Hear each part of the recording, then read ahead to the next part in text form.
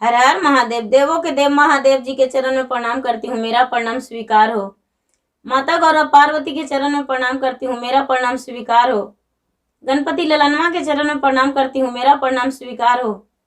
सब देवी देवताओं के चरण में प्रणाम करती हूँ, मेरा प्रणाम स्वीकार हो। माता और पिताजी के चरण में प्रणाम करती हूँ, मेरा प्रणाम स्वीकार हो। गुरु भाई बहन, मैं एक कथा सुनाने जा रही हूँ। इस कथा को पूरा सुनिए, रह जानिए। आदि नहीं, आदि सुनने में शिव गुरु का अपमानित होती है और पूरा सुनने में ज्ञान होती है। इसलिए कथा को पूरा सुनिए, रह जानिए। हर हर महादेव, हर हर महादेव। गुरु भाई बहन, एक राजा थे, एक राजा थे और एक रानी थी। तो राजा साहब अपने पत्नी से बड़े प्यार करते थे और लोग कहते हैं कि खुशी जब आती है तो खुशी ज्यादा दिन घर में नहीं रहती है।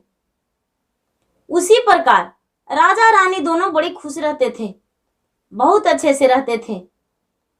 लेकिन रानी गर्भवती थी, रानी गर्भवती थी और रानी बच्चे का जन्म दी और रानी स्वर्ग को सिधार गई। रानी इस दुनिया से चली गई, स्वर्ग को सिधार गई और ये बच्चा बिल्कुल बिना मां के हो गया। राजा साहब जो थे वो राजा साहब बड़े दुखी रहने लगे। उनका समय बहुत मुश्किल से बीतने लगा, बहुत दुख के साथ बीतने लगा। राजा बहुत दुखी हो गए। उनको लोग कहने लगे, राजा साहब आप दूसरे विवाह क्यों नहीं कर लेते, आप दूसरा विवाह कर लीजिए। राजा साहब, राजा जो थे वो दूसरे विवाह करने के लिए तैयार हो गए और दूसरा विवाह कर लिए, दूसरा विवाह कर लिए और दूसरा विवाह करके अपने पत्नी के साथ रहने लगे। जो पत्नी थी वो बच्चे को बहुत लाड प्यार करती, बहुत प्यार देती, इतना प्यार देती, इतना प्यार देती कि राजा बड़े खुश रहते थे कि इसको माँ से भी ज्यादा लाड प्यार करती है, ऐसा माँ है, और क्या चाहिए। धीरे धीरे समय बीतने पर 2-3 साल बीत गया। वक्त बीत जाने के बाद जो नई माँ आई, नई पत्नी राजा के, उसने भी एक बच्चे का जन्म दी। आपने जब बच्चे का जन्म दी तो इसे लाड प्यार करना छोड़ दिया। ये जो बच्चा था, जिस दिन इसका जन्म हुआ था उसी दिन राजा के घर में एक बिल्ली जन्म ली थी। और जो बिल्ली जन्म ली थी तो बच्चा था, बच्चा को साथ बच्चा खेलता था। धीरे धीरे बच्चा बड़ा हो गया, इसका दोस्त के बराबर हो गया। वो बिल्ली दोस्त के बराबर बिल्ली हो गया और बिल्ली के साथ खेलता था। एक दिन रानी ने क्या की कि बिल्ली को, बच्चे को पटक दी। बिल्ली को पटक दी, बिल्ली मर गई। ये जो बालक था बड़ा दुखी हुआ और रोने लगा, जिद करने लगा। ये जो रानी थी 2-4 हाथ लगा दी बच्चे को और बोली, जाओ, क्या तेरे जैसा मेरा बेटा नहीं है? तेरा माँ तो कसाई थी, जन्म देकर इस दुनिया से चली गई तुम्हारी भरण पोषण करने के कारण, क्योंकि इसी कारण जैसा तू है इसी कारण तुम्हारा माँ इस दुनिया से चली गई। ये लड़का और भी रोया और भी चिल्लाया, अपने पिता को बताया, लेकिन पिता उसको यकीन नहीं किए। पिता इसको यकीन नहीं किए और वही बिल्ली बिल्ली कह के ये रोने लगा कि पिताजी, माँ ने बिल्ली को मार दी है। बोले कि तो ठीक है, दरवाजे पर एक कुत्ता है, उसके साथ तू खेलना। ये बच्चा जो था वो कुत्ता के साथ खेलने लगा, कुत्ता के साथ रहने लगा, कुत्ता को भोजन कराता, अपने भी भोजन करता। ऐसे ऐसे करके कुत्ता के साथ ही इसका दोस्त बन गया, कुत्ता भाई बन गया। जो कुत्ता जो था, ये कुत्ता से बहुत बड़ा दोस्ती हो गया, कुत्ता से बहुत बड़ा दोस्ती हो गया। कुत्ता के साथ पूरा समय बिताने लगा, कुत्ते के साथ रहने लगा। जब स्कूल भी जाता तो कुत्ता साथ में जाता, बाहर बैठता, ये अंदर बैठता। ऐसे करके कुत्ता ये कहीं भी जाता तो इसके साथ कुत्ता जाता। ये जब थोड़ा बड़ा हो गया तो ये रानी कहने लगी कि राजा साहब अपने पुत्र को मार दीजिए। राजा बोले, नहीं रानी, ऐसा नहीं हो सकता है, हम अपने पुत्र को नहीं मार सकते हैं। इसके लिए अपना जीवन क्यों ना मुझे देना पड़े, लेकिन अपने पुत्र को नहीं मारेंगे। बोले नहीं राजा साहब, यदि नहीं मारिएगा तो हम आपको दरवाजा छोड़ देंगे, आपके महल छोड़ देंगे। राजा मारने से इनकार कर गए। जो रानी थी वो रानी मैके चली गई। मैके चली गई अपने बच्चे को गोद में लेकर और इसको छोड़ दिया। राजा उसको लाने गए, लेकिन रानी नहीं आने को लिए तैयार हुई। बोली नहीं, जब तक आप बच्चे को नहीं मारिएगा तब तक हम आपके घर नहीं जा सकते हैं। राजा मारने को लिए तैयार हो गए, सीने पर पत्थर धर के।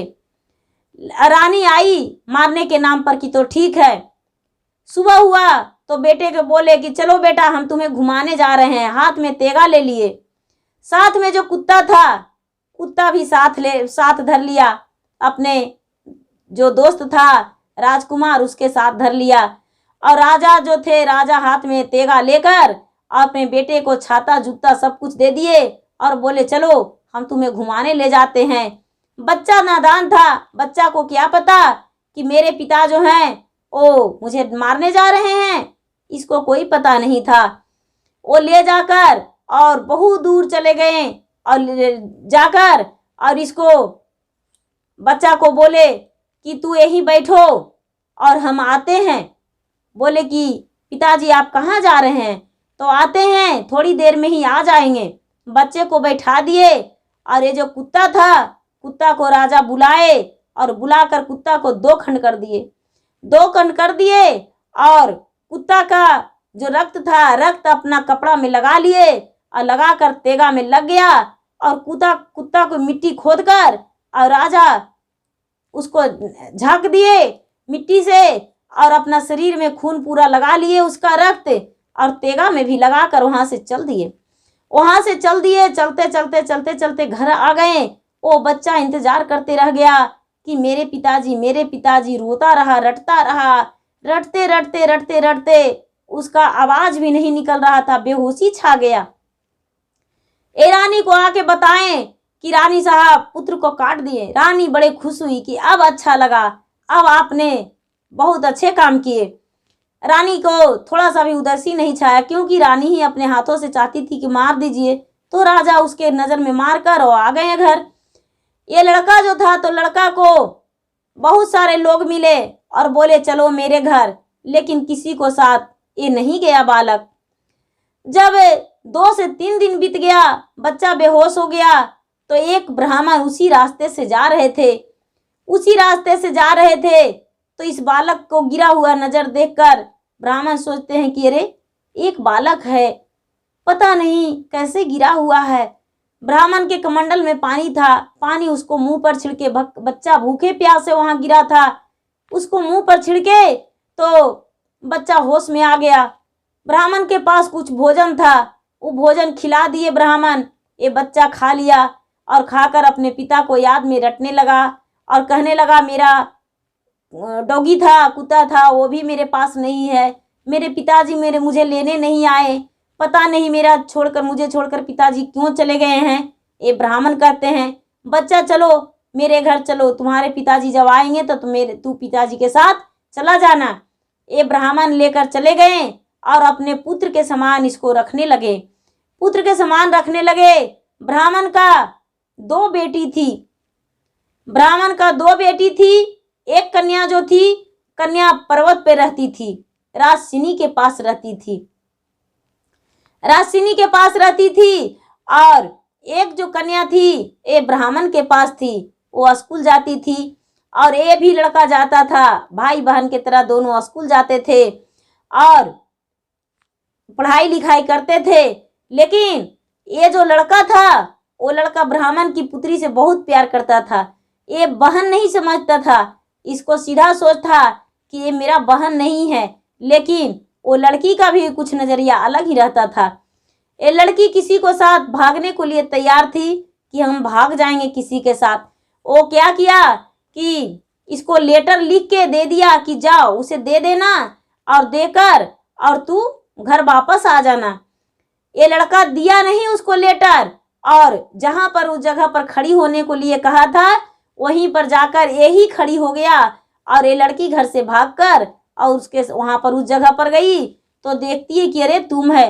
बोली कि अरे हमसे अच्छा तुम्हें कौन मिलेगा, चलो तुम्हारा मेरा भरण पोषण तुम्हारे पिता ने किए हैं, तो तुम्हारा भरण पोषण हम करेंगे, चलो मेरे साथ। ये लड़की जाने को लिए तैयार हो गई। लड़की जाने को लिए तैयार हो गई और इसके साथ चल दी। इसके साथ चल दी तो चलते चलते चलते चलते बहुत दूर चले गए। बहुत दूर चले गए, इतना दूर चले गए घर से, इतना दूर चले गए घर से कि इतना दूर कि वहां इनका घर का कोई करीबी नहीं था। कोई करीबी नहीं था। तो एक राजा थे और राजा की एक लड़की थी। उस राज में राजा की एक लड़की थी। तो राजा तलाश कर रहे थे कि मुझे वर चाहिए, मुझे वर चाहिए, और ऐसा वर चाहिए कि पर्वत पे एक सुंदर सा बिना पानी का कमल है, उस कमल का फूल मुझे जो ला कर दे देगा, उसी से अपना बेटी को विवाह कर देंगे। ये जो लड़का था इससे भी विवाह कर लिया। और वहां राजा ये शर्त रखा, तो ये कहती है और पूरा राजपाट उसी को अपना दे देंगे। ये लड़की कहती है कि पति देव जी, ये जो कमल का फूल है, ये चंदनपुर गांव के बगल में एक बहुत बड़ा ऊंचे पर्वत है। उस पर्वत पे एक फूल है, पर्वत पे राक्षिनी रहती है। वो राक्षिनी के पास मेरी बहन रहती है, मेरी बहन को उठा ले गई है राक्षिनी, और उसी के पास मेरी बहन रहती है। यदि आप मेरे बारे में बताइएगा तो हमको बहन आपको मदद करके वो फूल दे देगी। वो फूल अगर जो राजा को ला कर दे दीजिएगा तो राजा का धन संपत्ति भी हम लोग का हो जाएगा और राजा का बेटी से आप विवाह कर लीजिएगा। बोले कि तो ठीक है। ये राजकुमार जाके राजा से बोला कि राजा साहब, हम अपना अमानत आपके पास रखना चाहते हैं सुरक्षित, और हम जा रहे हैं इस फूल को लाने। बोले राजा की तो ठीक है। अपना पत्नी को राजमहल में छोड़ दिया और फूल लाने चला गया। फूल लाने चला गया तो उस पर्वत पे पहुंच गया। चंदनपुर गांव के बगल में जो पर्वत था, बहुत ऊंचा पर्वत था, उस पर्वत पे पहुंच गया तो सचमुच में देख रहा है कि चारों तरफ एक राक्षिनी है, 4 राक्षिनी, और ये जो लड़की है राक्षिनी का भोजन बनाती है। ये जाकर इसको बोली कि अरे तू ब्राह्मण की पुत्री है, और अपने पत्नी के बारे में बताया, और बड़ी बहन जो है तुम्हारी बड़ी बहन है वो मेरी पत्नी है, और ये चारों राक्षिनी को मार दो, और मारकर और मुझे यहाँ से फूल तोड़ कर दे दो मुझे। ये बोले कि तो चारों राक्षिनी कैसे मर सकती है। बोले कि देखो, एक गड्ढे खोदते हैं, उस पे बहुत बड़ा गड्ढा खोदेंगे और तरे आग जला देंगे और ऊपर से हरा भरा डाल धर देंगे, राक्षिनी नहीं देखेगी, और ऐसे जाएगी रास्ते में, चारों गिर जाएगी तो मर जाएगी और हम लोग यहाँ से भाग जाएंगे। बोले ठीक है। एक गड्ढे खोद कर बहुत सारा रात भर पूरा रात में तैयारी किया, गड्ढा खोद के उसमें आग जलाया, और आग जला के और राक्षिनी को उसमें टेल के मार के और वहां से फूल लेकर, और ये बोला कि तो हम जा रहे हैं। तो लड़की कहती है कि आप तो जा रहे हैं, लेकिन हम कहाँ जाएंगे, मेरा तो राक्षिनी के पास रहते थे तो मेरा कोई सहारा नहीं है। ये राजकुमार कहता है कि तो चलो मेरे साथ, हम तुम्हें ले चलते हैं। ये जो राजकुमार था ये क्या किया कि उस लड़की को भी लेकर आ गया नीचे, और राजमहल लेकर आया और राजा को फूल दे दिया। राजा फूल ले लिए। राजा क्या किए कि फूल अपने बेटी को दिए। फूल देखकर बेटी बहुत खुश हो गई और बोली, पिताजी, जो राजकुमार फूल लाया है गरीब अमीर मुझे नहीं देखना है, उससे विवाह हम करेंगे। राजा जो थे, राजा विवाह कर लिए इस लड़की से, विवाह करके और बहुत खुश हो गए और राज तिलक कर दिए, राज अभिषेक कर दिए। राजकुमार का विवाह ये लड़की से भी हो गया, और ये जो लेकर आए थे राजकुमार, उससे भी विवाह कर लिए। राजकुमार 3 कन्या से विवाह किए। इनका 3 पत्नी और 1 वर हो गए। राजा भी इसको देखकर बहुत खुश थे कि मेरा बेटी और इसके साथ 2 और हैं, 2 राजकुमारी।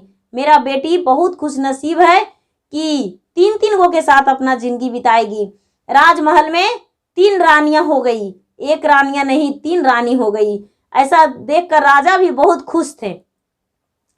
राजा बहुत खुश थे और जब अपना बताए राजा साहब कि राजा साहब रहने लगे, राजा साहब के साथ रहते बहुत दिन बीत गया। राजा ये जो राजकुमार था अपने ससुर से सारी बातें बताए कि हम भी एक राजकुमार हैं और मेरे पिताजी अपने पत्नी को जाल में आकर और मुझे त्याग कर दिए थे और त्याग करके और मुझे जंगल में छोड़ दिए थे और घर वापस लौट गए थे, इसीलिए हम भी एक राजकुमार हैं। ये बात सुनकर ये जो राजा थे, राजा बहुत खुशी हुए और कहने लगे कि तो ठीक है, आप एक बार घर जाइए। तीनों पत्नी को लेकर ये घर गए। तीनों पत्नी को लेकर घर गए तो वो जो सौतेली माँ थी वो इसको देखते ही, इसको नजर पड़ते ही और उसका पूरा खलबली मचने लगा कि अरे ये तो वही है जिसको राजा के बोले थे कि मार दो, तो ये तो मरा नहीं। और बिल्कुल इतना गरीबी छा गया था, इसको हटने से घर से इतना गरीबी छा गया था कि दूसरे घर बर्तन धोने जाती थी, दूसरे घर झाड़ू लगाने जाती थी, तब परवरिश चलता था। और ये जो राजा था, राजा नेत्रहीन हो गए थे, राजा के आंख से नहीं दिखता था। और वहां जाते ही जब ये अपने तीनों रानियों के साथ अपने पिता के पास गए और जाके बोला राजकुमार की पिताजी, हम वही पुत्र आपको हैं जिसे आप जंगल में छोड़ दिए थे। ऐसा सुनकर पिता अपने पुत्र को गले लगा लिए और उन्हें दिखने लगा तो देख रहे हैं कि 3 रानियां के साथ मेरा बेटा आया है। तीनों बहू को देखकर ये राजा बहुत खुश हो गए और खुशी के मारे उनका पूरा उतावला हो गए और कहने लगे, उनका खुशी का ठिकाना नहीं रहा और पूरा खुश होकर कहने लगे कि मेरा घर धन लक्ष्मी से फिर से भर जाएगा और इससे बड़ा कोई खुशी नहीं है। ये तीनों बहुओं को देखकर ये जो रानी थी, रानी इस दुनिया से चल बसी, इसका खुशी रहा नहीं गया। ये धन संपत्ति, सोना चांदी, गहने रुपये पैसे, बहुत सारे धन लेकर गए थे। पिताजी को बोले कि पिताजी आपका राज सिंहासन कहाँ गया? इससे आप मेरी माँ थी तो हम जन्म लिए और ये दूसरी माँ आई तो आपका भी बेटा जन्म लिया, आपका राज सिंहासन कहाँ गया? कहने लगे बेटा तू चला गया तो जितना धन संपत्ति था वो तेरे साथ ही चला गया, घर में कुछ नहीं रहा। उस दिन से तो लगने लगा कि दरिद्रा का प्रवेश हुआ और लक्ष्मी का विदाई हो गया। बेटा उस दिन से तो हम जी भर के कभी भोजन भी नहीं किए, लेकिन क्या करूं, इसके जाल में आके इसके जंगल में फंसकर और तुम्हें त्याग करना पड़ा मुझे, क्योंकि हम नहीं चाहते थे कि हम तुम्हें मार दे, इसीलिए जंगल में ले जाकर छोड़ दिए थे। ये लड़का बोला पिताजी कुछ दिन तो दुख हुआ लेकिन अब तो कभी दुख नहीं होगा, सारा दिन मेरा खुशियां ही खुशियां हैं। मैं भी एक गांव का राजा हूं और मैं भी 3 पत्नी और 1 पति हूं, मैं एक बहुत बड़े राजा हूं। इतना सुनकर राजा बोलने लगे, कहने लगे बेटा तू मुझे साथ लेकर चलो। ये जो राजकुमार था तीनों पत्नी को, अपने पिता को, जहाँ का राजा बना था वही अपने पिता को लेकर चला गया। और ये जो सौतेले भाई था अपन भटकता फिरता रहने लगा, यही जहाँ था वहीं, और ये अपना पत्नी के साथ पिता के साथ वापस लौट गया और अपना सुखी जीवन बिताने लगा और खुशी खुशी रहने लगा। इसका जिंदगी में कोई तकलीफ और कोई तनाव नहीं आया। जब आ गया तो आ गया, क्योंकि उसका उतना कष्ट था, भगवान कष्ट दे दिए थे तो वो अपना कष्ट को निवारण करके और सुख को सामना लाया और सुख के साथ अपना खुशी खुशी जीवन बिताने लगा। तो लोग कहते हैं कि एक पल में दुख एक पल में सुख होता है। तो पहले वो बचपना में दुख मिला और जब जवानी हुआ तो उसका खुशी आया। महादेव किस प्रकार से खुशी लाते हैं, किस प्रकार से दरिद्रा को दूर करते हैं, किस प्रकार से दरिद्रा को घुसा देते हैं, लक्ष्मी को दूर कर देते हैं, वो कोई नहीं जानते हैं। जैसे कि उस राजा ने जब उसे कष्ट था, उनकी पत्नी मर गई थी तब, लेकिन धन का कमी नहीं था। जब बेटा को घर से त्याग कर दिए तो उनका धन लक्ष्मी का कमी हो गया और पत्नी मिल गई। गुरु भाई बहना, सुख और दुख तो पल भर की है। ये हम लोग तो एक हवा के महल में रहते हैं, किराए के घर में रहते हैं। भगवान तो राज रचयिता हैं, सबको सब कुछ सब नियमों से करते हैं। गुरु भाई बहना, मेरा वीडियो अच्छा लगे तो इसे लाइक कीजिए, शेयर कीजिए, सब्सक्राइब कीजिए। धन्यवाद। हर हर महादेव, घर घर महादेव।